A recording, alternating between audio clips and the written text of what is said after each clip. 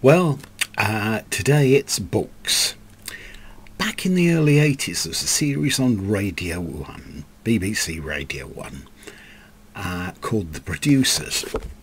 The record producers, not film producers, but record producers. I can't remember how many episodes it ran to, but still. And anyway, it was very successful, the series. And then sometime later, this book came out from the series, the BBC One radio series, the record producers John Tobler and Stuart Grundy. Well-known names to all those interested in radio. Now, I bought this for £2.25 from a charity shop some years ago. And it has unbelievable information in. It covers so many people and their stories about producing artists, things that happened, how they approached them. It's an absolute treasure chest stroke gold mine. And if you can ever pick up a copy of this, grab it. You might find one on the internet, but still. It covers Lieber and Stoller, who were associated with Elvis, the Coasters, the Drifters, Steelers Wheel, Elkie Brooks, and Procol Harum as well. Tom Dowd, Ray Charles, Laverne Baker, Otis Redding, Young Rascals, Cream, Aretha Franklin, Dusty Springfield, the Allman Brothers, Eric Clapton, Rod Stewart, Leonard Skinner, so on. And there's all these different chapters on them. Phil Spector, I won't go into all the artists that they produce because it'll get a bit boring for you.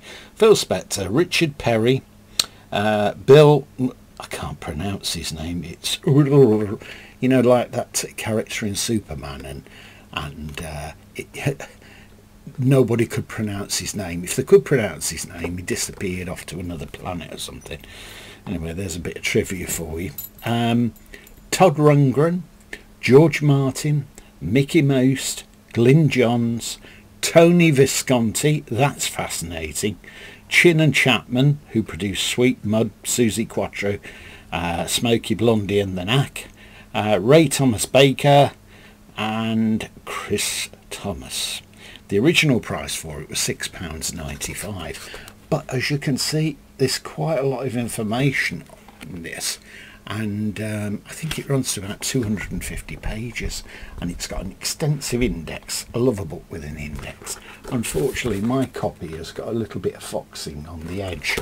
Don't know how that happened. But the Tony Visconti chapter is very interesting. I'll just show you this. I'll just show you this now if I can.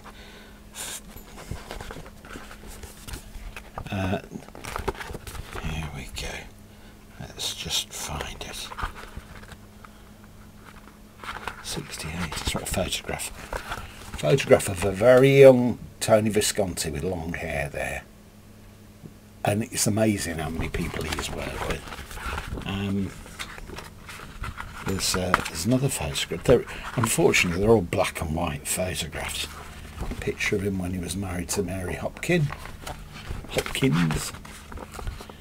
And so on and so forth. Very interesting. Mickey Most. Now look at this photograph.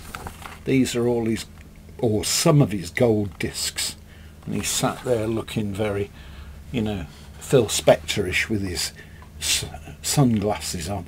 Now I'm told Mickey Most, originally he was in duo with his brother. I think they were called the Most Brothers or something imaginative like that, but he became amazingly successful as a record producer, had hit after hit after hit with loads of people, but he retained the masters to all the recordings that he did.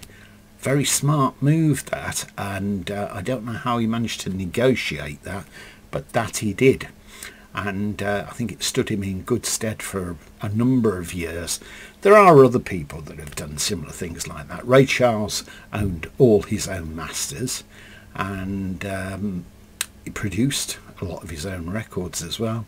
It's just, well, they refer to him as the genius, and he certainly was a genius, even though he liked to tell us all that a lot. Right, well, look out for this book, John Tobler, Stuart Grundy, the record producers, because you will not be disappointed. If you're interested in pop music, rock music, and how it's all put together in the studio, and all the stories associating the various artists, this is the book to go for. I hope you've enjoyed this, and if you have, please tick a like. It's great for the channel, and if you haven't subscribed, subscribe now, and then you'll be sure not to miss any of the other things that are in my vast collection. Thanks for watching. Have a great day. Bye for now.